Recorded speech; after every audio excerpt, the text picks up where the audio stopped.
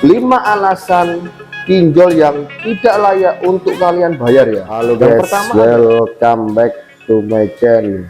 Banyak hari ini yang kita ini tidak menyadari ya teman-teman ya, pasalnya pinjol legal ini banyak terjadi pelanggaran-pelanggaran. Pinjol legal ini mengarah ke ilegal ya, dan banyak suatu jebakan-jebakan. Kita ini didesain supaya kita ini menjadi hutang numpuk ya teman-teman, di suatu titik sampai tidak ada kemampuan bayar ya, akhirnya kalian menggocek tabungan kalian, akhirnya kalian menggadaikan barang kalian, dan akhirnya kalian menjual barang berharga kalian. Ini sebuah desain pinjol legal hari ini ya.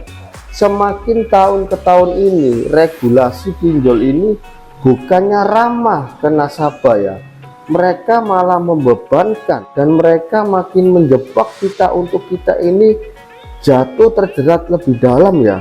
5 alasan pinjol yang tidak layak untuk kalian bayar ya. Yang pertama adalah tenornya tidak sesuai dengan kesepakatan.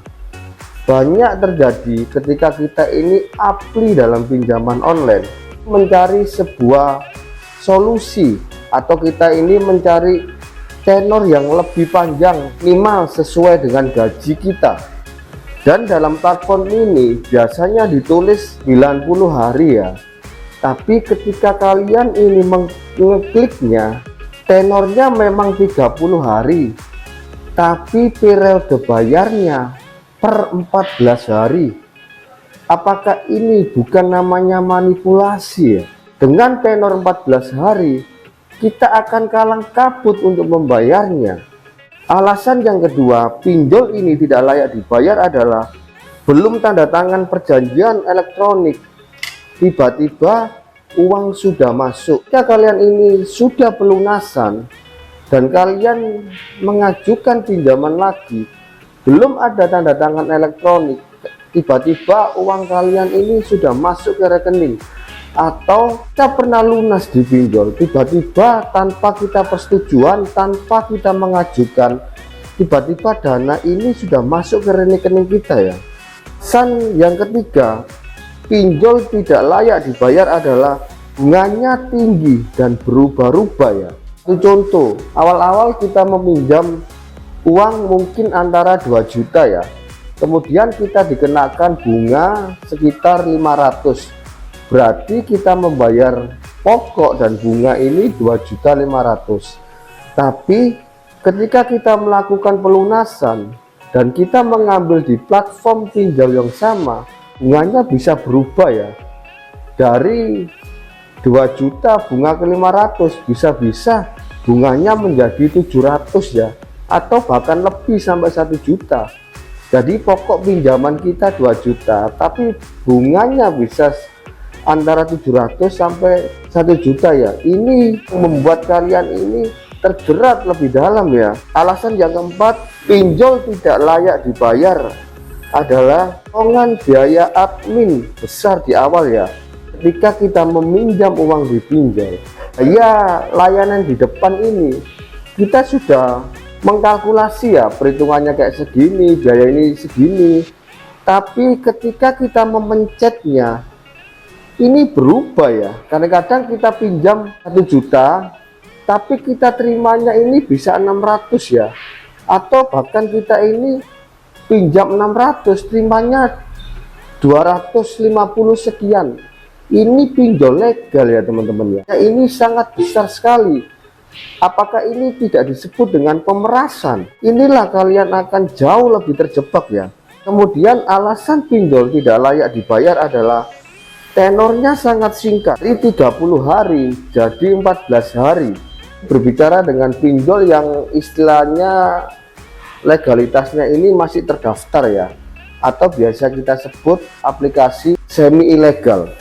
Awalnya kita ini tenornya 30 hari, memang diberi kesempatan 30 hari, tapi periode bayarnya ini per 14 hari ya. Tapi ketika kita melakukan pelunasan, kita pengambilan kedua, ini ada tenor yang berubah ya, jadi 14 hari bisa menjadi 7 harian ini kan sangat memberatkan ya. Apalagi ada satu metode ilegal yang dipakai oleh pinjol legal ini ya, untuk biaya perpanjangan ya.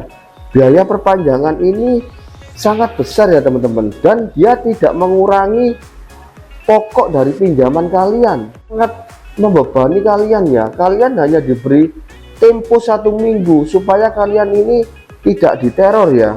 Makin banyak orang ini membayar perpanjangan dan perpanjangan, maka orang tersebut akan semakin hancur perekonomiannya ya.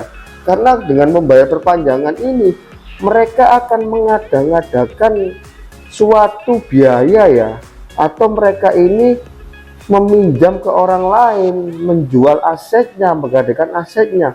Biaya perpanjangan inilah yang menjadi alasannya orang yang terjebak jauh lebih dalam pinjaman legal ini ya. Ketika kalian menemui 5 alasan pinjol yang tidak layak dibayar, sebaiknya kalian segera untuk meng-cut loss-nya, mempertahankannya, untuk kalian ini bisa melunasi pinjaman. Saya pastikan waktunya ini nggak lama ya, mungkin kalian cukup untuk 3 bulan aja kalian akan terseok-seok ya, bayar pinjaman seperti ini ya.